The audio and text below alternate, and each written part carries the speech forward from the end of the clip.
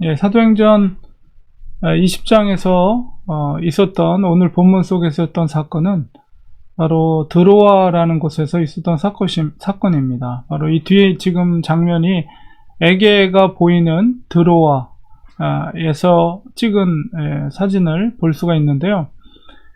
저도 이제 성경을 연구하다 보니까 지리상으로 볼 때 그 오디세이나 일리아드에 있는 고대 서사시에 나온, 거기에 트로이 전쟁에 나오는 트로이와 성경에 나오는 드로아가 처음에는 저도 이제 같은 곳인 줄 알았는데, 그 지도상에 살펴보니까 같은 장소가 아닙니다. 물론 이제 비슷한 지역이긴 한데, 우리가 먼저 이제 전체 3차 전도 여행을 보면 우리라고 표현되어 있으니까 누가가, 이 사도행전을 기록한 누가가 움직였다는 것을 우리가 알 수가 있죠. 그래서 빌립보에 있었던 누가가 이제 배를 타고 드로아로 건너오게 되는데, 고대 도시였던 트로이, 그곳은 이 지금 사도 바울이 성경에서 말하는 드로아라는 곳은 정확한 오늘날의 명칭은 알렉산드리아 드로아, 이렇게 명합니다. 그래서 원래 있었던 트로이와는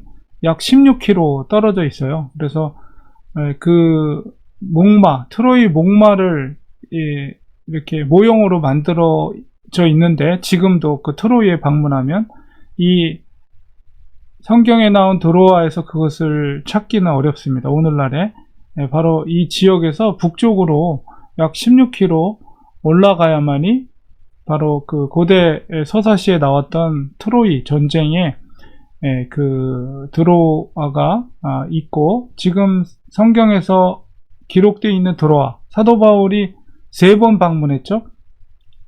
2차 전도여행에서 이제 처음으로 방문했고, 돌아올 때는 갱그리아에서 배를 타고 왔기 때문에 드로아에 들리지 않았어요. 근데 이제 3차 전도여행, 지금 여정 가운데서는 이제 에베소에 있다가 드로아로 가서 이제 갈 때 한번 들렸고, 다시 배를 타고 오려는 계획을 돌려서 육로로 이동하면서 다시 이제 드로아에 오게 됨으로 인해서 성경의 기록상에는 사도 바울이 드로아에 3번 방문한 것으로 기록되어 있습니다. 그래서 이제 좀 더 자세한 지도를 보면 이 바울 청년 유두고를 살리게 된 그 드로아가 표시가 되어 있죠. 그래서 거기서 이제 다음 날에 배를 타고 이렇게 백길로에서 다시 이제 예루살렘으로 돌아오는 그 길을 볼 수가 있습니다. 이 드로아에서 어떤 일이 있었는가? 이곳에서 우리는 무교절 후에 빌립보에서 배로 떠나 닷새만에 드로아에 있는 그들에게 가서 2회를 머물렀다. 그러니까 이제 이 누가와 이제 바울의 일행이 이제 만나게 된 곳이죠. 드로아에서. 그래서 거기서 2회라는 것은 일주일 정도, 7일 정도를 머무르는데, 마지막 날에 7째 되는 그날이 어떤 날이었냐면 7절에 보니까 그 주간의 첫날이라고 그랬으니까 바로 안식 후 첫날을 말하는 거예요. 그러니까 오늘날로 치면 주일날이에요. 주일날 그 제자들과 공동체에 모여서 떡을 떼어서 모였다. 떡을 떼려 모였다. 바로 애찬을 나누는 거죠. 초대교회 성도들은 항상 그 모습을 보면 모여서 기도하기에 힘썼고, 또 말씀을 듣기에 힘썼고, 또 모여서 이렇게 애찬을 나누면서 친교와 교제를 했던 것을 보게 됩니다. 그래서 오늘날에 이제 교회의 어떤 존재 목적 중에 하나가 이 코이노니아, 친교라고 할 수 있죠. 그래서 그 오늘날로 치면 주일날, 안식 후 첫날에 모여서, 그날이 또 마지막 날이에요. 1회 중에서 7째 날. 그들이 모여서 음식을 나누고, 그 다음에 거기서 음식 나누고 나서 이제 오후쯤에 이제 일종의 부흥회죠. 말씀 사경회 같은 거를 이제 사도 바울이 준비한 거예요. 왜냐하면 사도 바울이 그 나중에 이제 밀레도에서 에베소 장로를 초청해서 거기서 만남을 가질 때 고백하는 말이, 이제 이게 마지막이 될지도 모른다. 너네들과의 만남이. 그러니까 사도 바울도 지금 이제 여기서 배를 타고 예루살렘으로 돌아가는 길로 갈 텐데, 그 예루살렘에 가서 자기가 잡히게 될 것, 그 다음에 어떻게 될지 모른다는 것을 느꼈어요.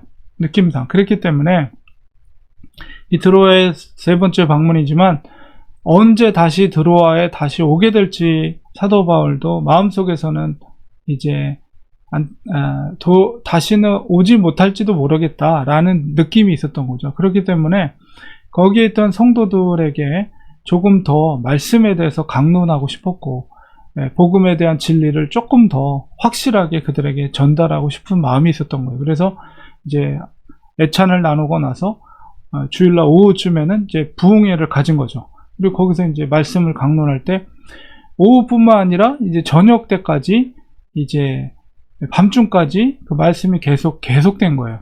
그러니까 사도 바울의 입장에서는 이제 다음날 떠나게 되니까 그들에게 조금 더 말씀을 더 복음에 대해서 설명하고자 하는 그런 마음이 있었던 것 같아요. 그래서 그 윗다락에 모여서, 그러니까 청년 유두고라는 청년이 그 창에 걸터 앉았다는 것을 통해서 볼 때 그 윗다락에 많은 사람들이 모여 있다는 것을 우리가 짐작할 수가 있고, 등불을 많이 킨 상태인 것을 보게 됩니다. 그리고 이제 유두고라는 친구가, 청년이 창에 걸터서 이제 그것을 듣고 있었는데, 이제 뭐 오후부터 계속 이어지는, 그래서 밤까지 이 사경회가 이어지다 보니까 많이 피곤하기도 하고, 특별히 이제 유두고라는 이름은 복되다 이런 뜻인데, 전승에 의하면 유두고라는, 그 당시 유두고라는 이름은 굉장히 그 당시에 노예들의 일반적인 명칭이었다라고 합니다. 그러니까는 일종의 이제 복동이, 오늘날로 우리나라로 치면 복동이, 이런 길동이 뭐 이런 식으로 아주 노예들이 가질 수 있는 흔한 이름 중에 하나였다. 이렇게 전승이 전해져요. 그러니까는 기쁨이라고, 복되다라는 뜻이니까 뭐 복동이라는 이름이랑 이렇게 우리가 이해할 수가 있습니다. 유두고 청년이, 그러니까 우리가 생각할 때 그가 노예의 신분을 갖고 있었다면 그가 낮 동안에는 좀 고된 일을 하다가 이 밤중에 말씀을 듣기 위해서 이렇게 찾아왔는데, 말씀의 강론이 길어지다 보니까 그 피곤함에 못 이겨서 아마 졸다가 3층에서 떨어지게 된 거예요. 그리고 그 3층에서 떨어지고 그 충격으로 그만 죽음을 맞이하게 됐습니다. 그 9절에 보면 죽었는지라, 이게 분명히 말씀 속에 이미 죽은 상태라는 것을 알 수가 있죠. 그래서 이제 유두고가 졸다가 갑자기 이제 떨어진 거예요. 그래서 바울이 말씀을 전하다가 이제 소동이 난 거죠. 그래서 바울이 급하게 3층에서 내려와서 그 소년 앞에 엎드려서 먼저 기도를 했겠죠. 기도를 하고 몸을 안고 이렇게 사람들한테 말합니다. 생명이 그에게 있다. 잠깐 기절한 상태가 아니라 진짜 죽었는데 사도 바울이 그의 생명을 살린 거죠. 그래서 말씀을, 은혜가 충만한 것에 역시 또한 악한 사탄의 세력이 그 도전을 행합니다. 그러니까 그 청년의 죽음으로 그 집회가, 거룩한 집회가, 은혜로운 집회가 어떻게 보면 소란이 되고 사람들에게 좋지 않은 소문이 날 수 있는 상황 가운데 하나님께서는 사도 바울에게 능력으로 행할 수 있도록 성령의 충만함을 부어주셨고, 그 마음속에 이 청년을 살릴 수 있다는 성령의 확신을 하나님께서 그에게 주신 것 같아요. 그래서 사람들에게 생명의 계획이 있다라는 것은 바로 성령께서 주신 마음이죠. 이 청년을 살릴 수 있다. 하나님께서 성령님을 통해서 이 죽었던 청년을 살릴 수 있다는 확신을 사도 바울에게 준 것입니다. 그리고 그 청년을 붙들고 하나님 앞에 간절히 기도를 했을 거예요.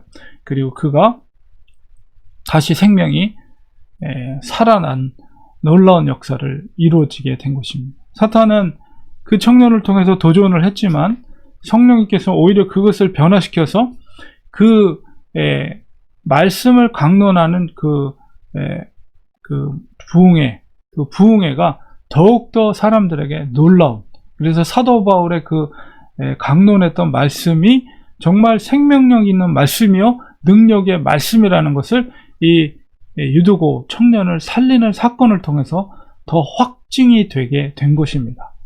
하나님의 역사, 하나님의 말씀의 역사, 그리고 그 속에서의 기적의 역사, 이것을 통해서 오히려 화가 변화해서 정말 축복이 되게 하고 정말 축제가 되는, 말씀의 축제, 생명의 축제가 되는 놀라운 역사를 성령님께서 하게 하신 것입니다. 그래서 그 청년을 올라가서 떡을 떼어 먹고 오랫동안 또 사람들과 함께 교제를 하면서, 왜냐하면 이제 다음 날이면 사도 바울이 배를 타고 떠나야 되기 때문에 그 늦게까지 거기에 있던 사람들과 많은 복음의 이야기를 하고 이제 떠나게 됩니다. 그리고 사람들이 그 살아난 청년 유두고를 데리고 가서 많은 위로를 받았다.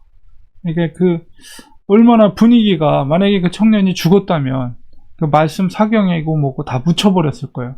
그래서 그런 집단이, 종교 집단이 모여서 해서 애꿎은 젊은 청년 한 명 죽었다, 이렇게 소문이 퍼졌다면 아마 정말 은혜로운 그 말씀의 사경회장이 정말 불미스러운, 불명예스러운 그런 집단으로 호도될 수 있는 그런 상황이었지만, 하나님께서 사도 바울을 통해서 오히려 그 청년을 다시 살림으로 인해서 생명의 축제, 그런 말씀의 사경회로 이 마무리를, 이 드로아에서 사역을 마무리하게 되고, 이 드로아 교회가 더욱더 든든히 세워져 가는 그런 놀라운 증거가 됐던 사건이 되었습니다. 하나님의 말씀은 생명력이 있습니다. 하나님의 말씀은 능력이 있습니다.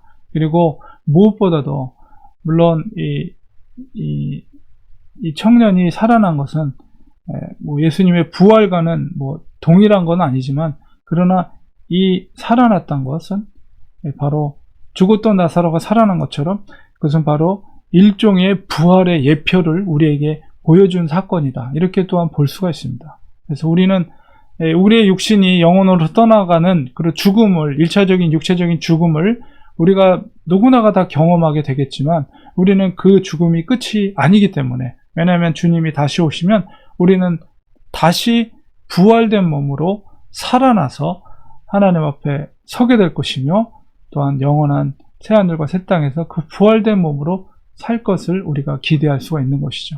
그래서 이 하나님께서 이 사도 바울을 이렇게 강력히 사용하셔서 그 부활에 또한 일종의 그림자로서의 우리에게 소망을, 부활의 소망을 갖게 한 것입니다. 우리들도 이 땅에 살아가면서 육체적인 죽음을 두려워할 필요 없습니다. 왜냐하면 그것은 일종의 관문이고 일종의 그 프로세싱일 뿐이에요. 우리는 주님이 다시 재림하실 것을 고대하면서 부활할 것을 또한 고대하는 것이죠. 먼저 죽은 하나님의 성도들이 예수님의 부활을 고대하고 있고, 예수님의 재림을 고대하고 있고, 우리들도 역시 살아있지만 예수님의 재림을 고대하는 믿음의 사람들이 되어야 되겠습니다. 우리 기도하겠습니다. 하나님 아버지, 드로아에서 말씀 사경의 동안에 일어났던 유두고 청년의 죽음을, 그러나 하나님께서는 사도 바울을 통해서 그 청년을 다시 살아나는 놀라운 역사를 이루게 하셨습니다. 그래서 이 드로아의 이 교회가 든든히 세워가는 그런 일종의 신호탄과 같은 그런 역할을 하게 하셨습니다. 또한 오늘날 우리에게도 이 유두고의 살아난 사건을 통해서 부활의 소망을 갖게 됩니다. 우리의 육신의 죽음을 두려워하는 것이 아니라 영원히 생명을 가지고 살아갈 예수님의 그 부활을 우리도 소망하면서 우리가 하늘을 바라보며 또 주님이 다시 재림하실 것을 바라보며 우리 살아가는 하나님의 사람들 되게 하여 주시옵소서. 우리가 비록 우리의 두 발을 이 땅에 딛고 산다 할지라도 우리의 마음은, 우리의 영혼은 항상 천상을 바라보며 십자가를 바라보며 예수님의 재림을 바라보며 살아가는 하나님의 사람들 되게 하여 주시옵소서. 예수님의 이름으로 기도드리옵나이다. 아멘.